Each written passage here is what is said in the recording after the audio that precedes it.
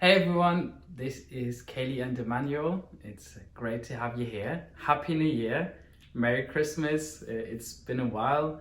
We spent Christmas and New Year in Germany. We're back in London. We got stuck in Germany for an extra week.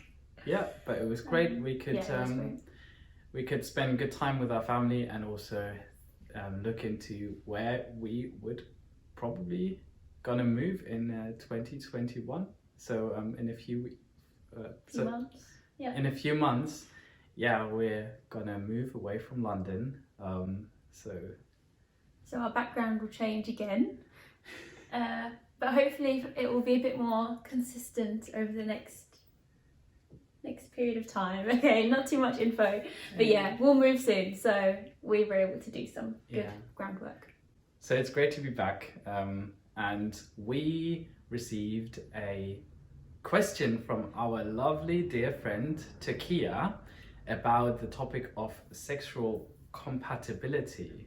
Yeah, big topic that is not really widely spoken about in Christian circles, and is something that we try to be open about.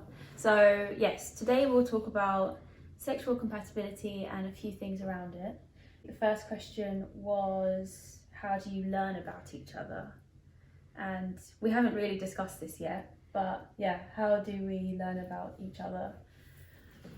So I think the biggest point in learning about each other is being sensitive and being empathetic about what the other person feels. I think it starts with wanting to know how you feel. Being very sensitive to see whether you're happy, whether you're not happy, if you're loved, whether you don't. So for that, you need to be open, you need to be humble, because I think it could mean sometimes when you're not satisfied, there is something maybe where I could have done better. So, but to even allow that to become a reality, I have to allow myself to be like, okay, yeah. It's really personal. Yeah. Yeah, it is. I think that's a good point. Like, you have to want to know, and also, I guess, being open to how you talk about it. So I think we get to know each other through conversation during times where it's more like romantic or intimate, and also normal times, or when we're having dinner, or when we're cooking together or doing something, and like something's on our mind, or we're thinking about something.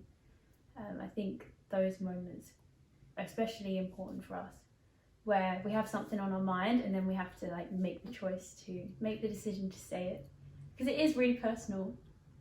So it's definitely a choice. Yeah, it is a choice, and it's not an easy choice to talk about some things. I think a big thing as well is asking good questions, knowing what to ask, and how to really not just get a I'm good and it's great, but actually go deeper to ask a question like, what did you like most? What do you like most? What are you most upset about? Or what are you hoping for? So maybe if there's something that you're really frustrated about, you don't often just say it. It takes a while. We're talking about this hedgehog thing. Yeah. It takes a while, but when I just ask, and when I allow you to just share, or when you allow me to share what I'm most frustrated about, then it's spoken, and once something has been spoken, something has been said, there's this big weight that goes off our shoulders. Yeah. And as soon as we say everything that's on our mind, everything that's going well and everything that's not going well, once it's been said, there's this freedom, and it's really beautiful. Yeah, it's always better after. It's always better after, even if you say, I don't like this, I don't like this, I don't like that. Or I'm missing this, missing that. Yeah. Yeah, it's true. Yeah, I agree. I have a question for you.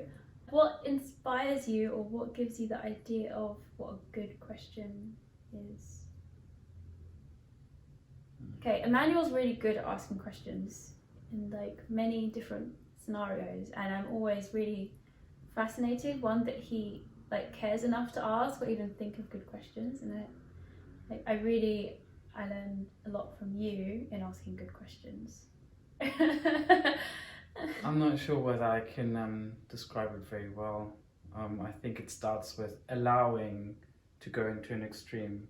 If I allow from going from normal to like worst expression, then it's fine to say something that's like, you know, maybe you have a scale of like 0 to 10, and 10 is like the utmost bad that you could experience, and 0 is like low bad, and maybe you're on a 3 or on a 4. But when I give you the range of like 0 to 10, I'm saying like, what's the worst thing that I've done, or what's the worst thing that you're experiencing?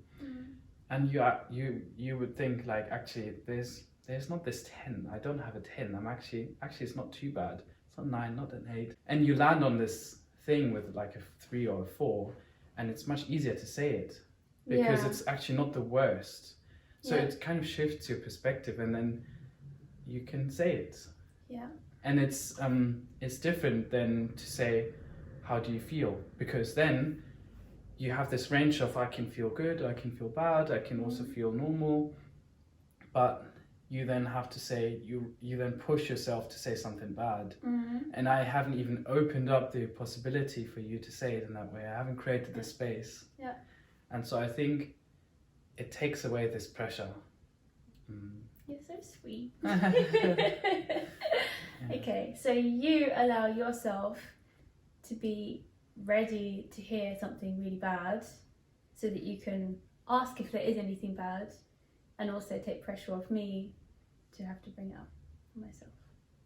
It's definitely effective. And yeah, so I guess there are quite a few ways that we learn about each other, and all through conversation and through reading each other's body language, and also then through encouraging each other when we ask questions, when we answer questions, and I think the way that we receive what the other person is saying, like we're both always trying to make it safe for the other person to say anything, and yeah, you are so good at that. Yeah. I think a lot of it comes down to being humble. There are so many things in life that you learn in friendships, you learn in relationships to compromise. You learn to put others first, and you're taught that. In Christian context, you learn this, but you don't learn this about sex specifically.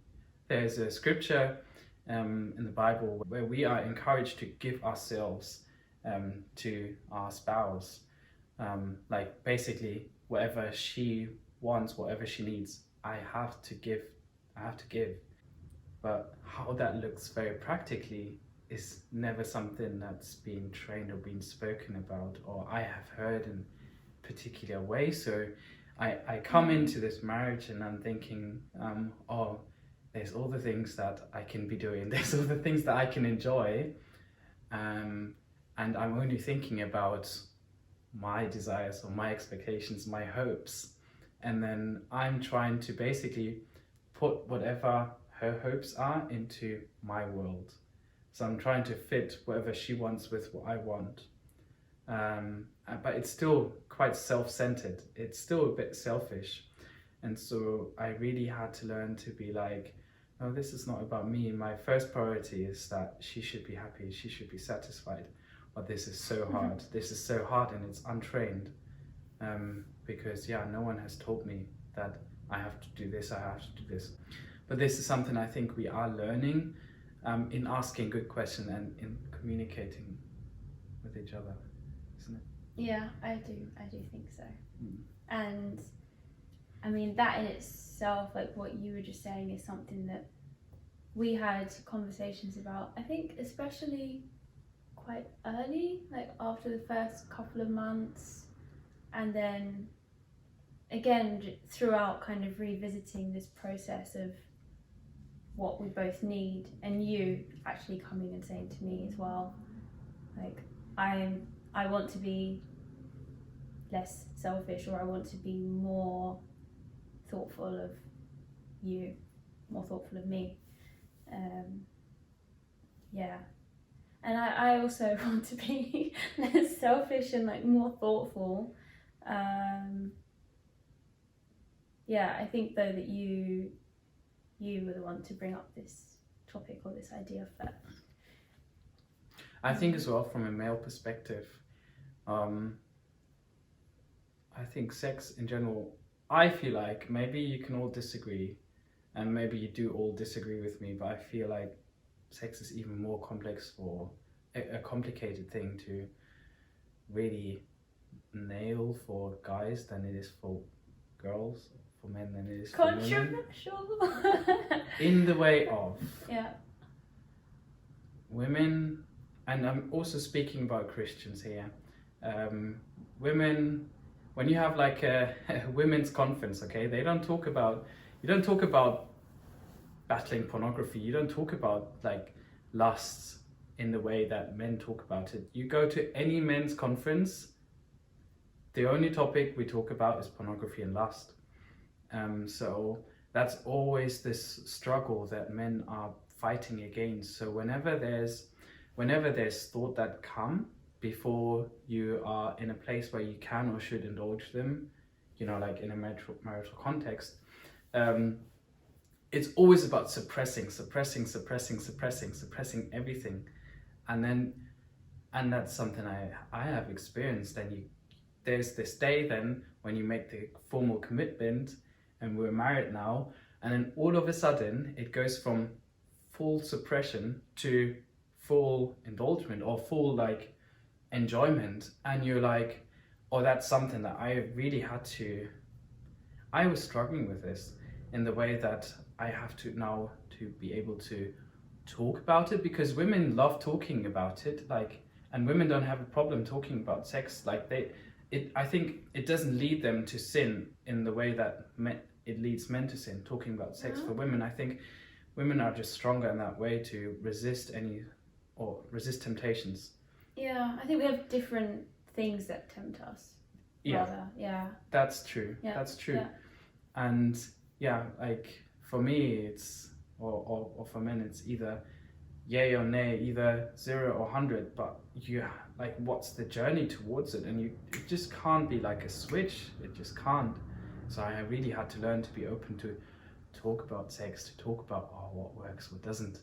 And it's not something I talk about. It's like, yeah, it's something you really want to avoid at all costs, almost, isn't it? Yeah, it is. It's something that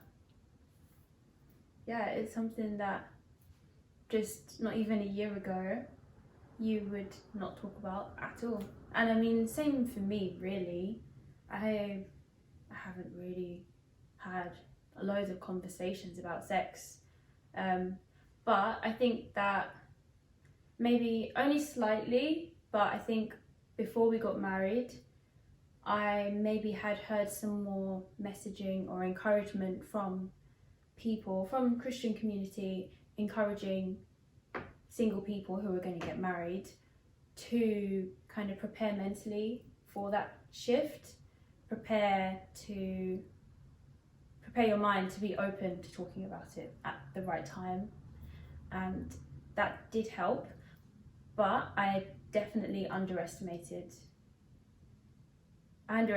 how different it is, or how difficult it is, or how much intentionality it does take to start talking about sex, or even being just very free sexually, and exploring my emotions or my feelings, and then with myself, let alone with you.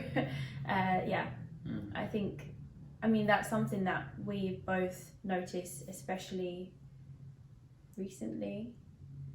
And I think we've learned so much so quickly, and there's always more, and that's also quite exciting, especially because it's when we talk about things like this that then afterwards we do have that much more freedom as well, because we've shared it and we've learned something about ourselves, and we've learned it about ourselves together, which is really intimate as well, being able to talk about that.